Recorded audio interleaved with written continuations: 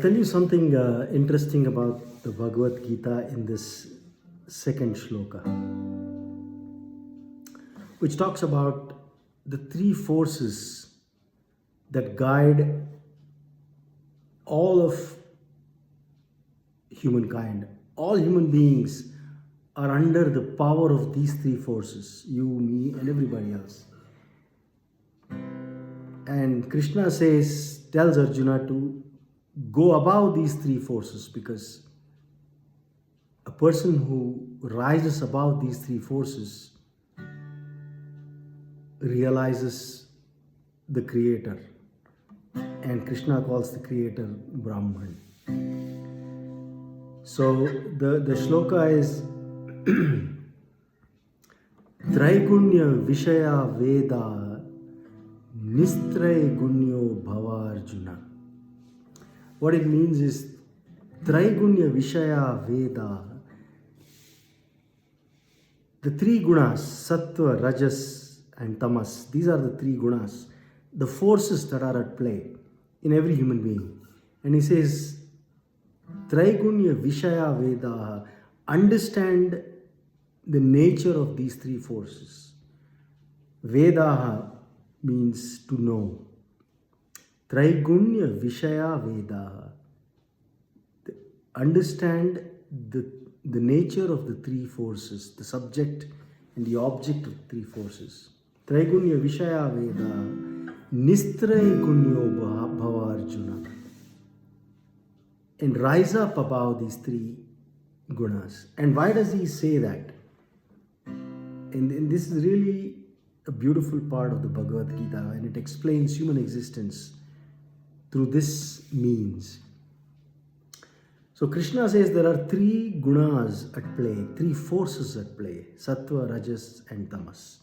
So what he says is Sattva, Tamas, Raja iti guna prakriti sambhava tanni badnati kaunteya dehe dehinam avyayam. So the three forces at play are a product of nature, of Prakriti. Sattva, Tamas, Raja iti guna prakriti sambhava. Tanni badnati is they bind. Tanni badnati kaunteya. Kaunteya is the name of Arjuna, son of Kunti, is called as Kaunteya.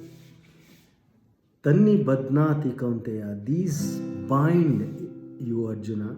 Dehi dehinam avyayam. Dehi, the soul, it binds the soul to the body.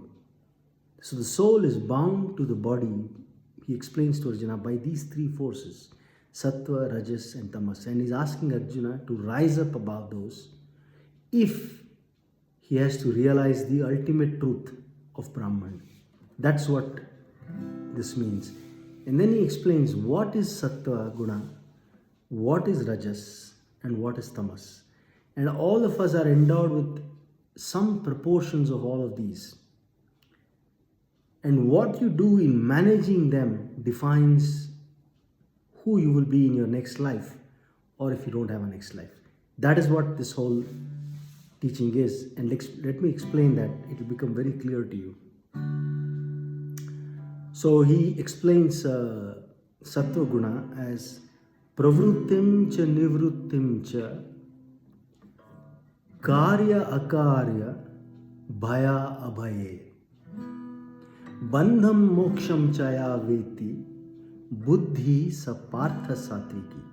So the Sattvika Guna is what he says is somebody who understands pravrittim cha nivrittim cha, what needs to be engaged in, what should be avoided. So what needs to be started and what should not be started. That's what it means. Pravrittim cha nivrittim cha karya cha akarya, what is the right action and what is the wrong action. Bhaya abhaye cha, and what is to be feared and what is not to be feared. So that's how he defines satvika guna. Pravrittim cha nivrittim cha karya akarye bhaya bhaye bandham moksham chaya veti buddhi sapartha sati. Bandham, what binds you to something? Bandham moksham chaya veti, one who knows what binds you and what liberates you, what frees you. One who knows this, buddhi sapartha satviki. Partha is Arjuna. That intellect is satviki or sattva guna. That's how he defines sattva. So pravrittim cha nivrittim cha karya akarye bhaya bhaye bandham moksham chaya veti buddhi partha satviki. And then he defines the next one, rajas. Rajas is defined. Rajas is the one that is in most of us, especially male human beings. It is in abundance, and what it does, it propels you into action, into doing some things all the time. And he defines rajas also very beautifully. He says